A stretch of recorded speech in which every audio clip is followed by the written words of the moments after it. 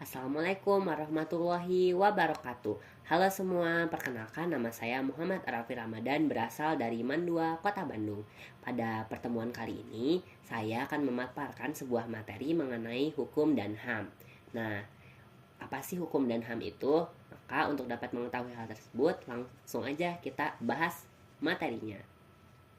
Yang pertama, sebelum membahas materi, kita akan memaparkan dulu apa saja daftar isi yang ada dalam materi saya pada kali ini. Yang pertama itu, saya akan membahas mengenai hukum tertulis dan hukum tidak tertulis. Yang kedua, saya akan membahas mengenai HAM atau hak asasi manusia. Dan yang ketiga, saya akan membahas mengenai penerapan hukum dan HAM di lingkungan masyarakat dan lingkungan sekitar. Langsung saja. Yang pertama, mengenai hukum tertulis dan hukum tidak tertulis. Namun, untuk dapat mengetahui apa itu hukum tertulis dan hukum tidak tertulis, alangkah baiknya kalau kita mencari tahu dulu apa sih hukum itu sendiri. Jadi, hukum itu berasal dari kata hukum yang mana diambil dari bahasa Arab. Sedangkan, menurut KBBI, hukum adalah peraturan atau adat yang secara resmi dianggap mengikat yang dikukuhkan oleh penguasa atau pemerintah. Atau hukum sendiri dapat disimpulkan kalau hukum adalah peraturan atau adat yang sudah dianggap resmi dan mengikat oleh masyarakat sekitar, sehingga biasanya hukum dikukuhkan oleh pada penguasa atau pemerintah, yang mana jika hukum dilanggar maka terdapat sanksi bagi pelanggar tersebut. Nah, hukum sendiri berdasarkan bentuknya terbagi menjadi dua, yaitu hukum tertulis dan hukum tidak tertulis. Yang pertama, saya akan membahas mengenai hukum tertulis. Hukum tertulis merupakan hukum yang tercantum dalam berbagai peraturan negara. Karena namanya sendiri tertulis, berarti hukum ini tuh tercantum di dalam sebuah peraturan negara yang sudah ditulis dan disahkan. Hukum tertulis ini sifatnya kaku, tegas, dan menjamin kepastian hukum itu sendiri. Namun, hukum tertulis ini terbagi lagi menjadi hukum tertulis yang sudah dikodifikasi dan yang belum dikodifikasi. Kodifikasi itu merupakan pembukuan, seperti contohnya Undang-Undang Dasar. Undang Dasar merupakan suatu kumpulan hukum yang sudah dikodifikasi menjadi sebuah buku. Sedangkan yang belum dikodifikasi contohnya seperti peraturan koperasi. Nah, selanjutnya ada contoh hukum tertulis. Contoh-contoh hukum tertulis itu seperti KUHP, KUH Perdata, Undang-Undang, Peraturan Presiden, dan Peraturan Daerah. Selanjutnya, bentuk hukum yang kedua ada bentuk hukum tidak tertulis. Hukum tidak tertulis itu merujuk pada aturan yang tidak dibukukan atau tidak diatur dalam undang-undang yang tertulis, namun hukum tidak tertulis ini sudah menjadi adat kebiasaan yang diterapkan di lingkungan masyarakat sekitarnya. Jadi hukum tertulis ini tuh bukan hukum yang secara sah tercantum, namun tindak hukumnya sendiri ini sudah berlangsung di masyarakat secara lama gitu. Contoh dari hukum tidak tertulis ini seperti norma, adat istiadat, dan kebiasaan yang sudah melekat pada suatu masyarakat tertentu. Gitu. Selanjutnya, materi yang kedua saya akan membahas mengenai HAM atau hak asasi manusia. HAM atau hak asasi manusia adalah hak mendasar yang fundamental dan diakui secara universal sebagai hak yang melekat pada manusia karena pada hakikat dan kodratnya sebagai manusia itu sendiri.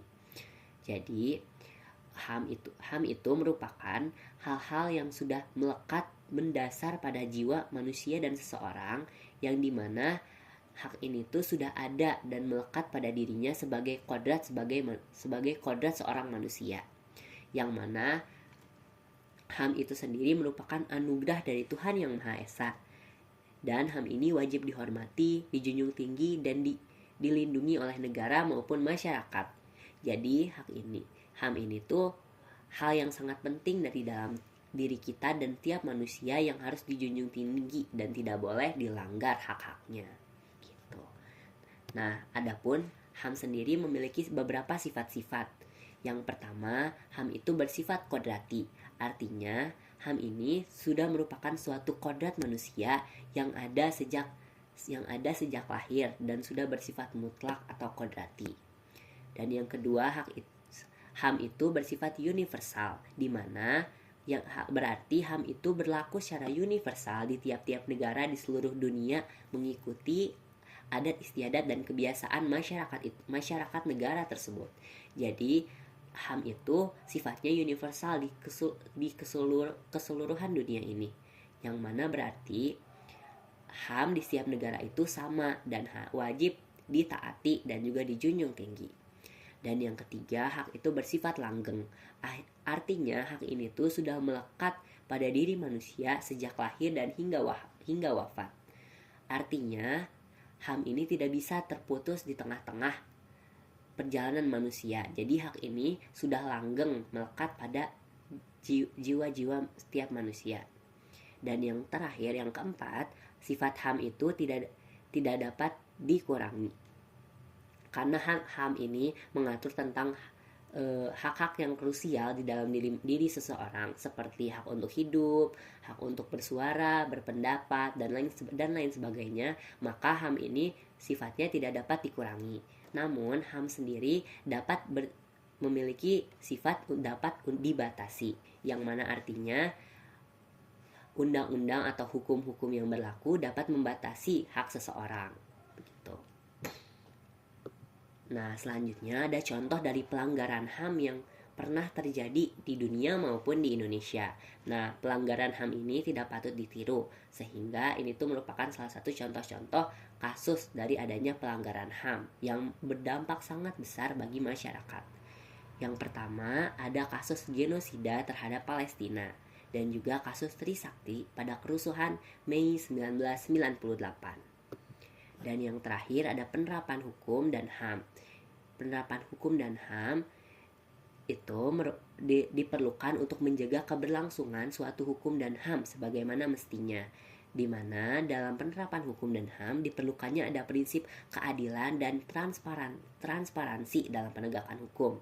Selain itu, dalam penegakan HAM diperlukannya ada tanggung jawab penegakan HAM oleh setiap orang, karena HAM ini bersifat universal untuk semua orang. Jadi semua orang harus melek terhadap penegakan HAM di setiap lingkungan sekitarnya. Begitu. Nah, sekian mungkin itu saja yang dapat saya paparkan pada kali ini. Sekian dari saya dan terima kasih. Mohon maaf jika ada kekurangan. Wabillahi taufiq wal hidayah. Wassalamualaikum warahmatullahi wabarakatuh.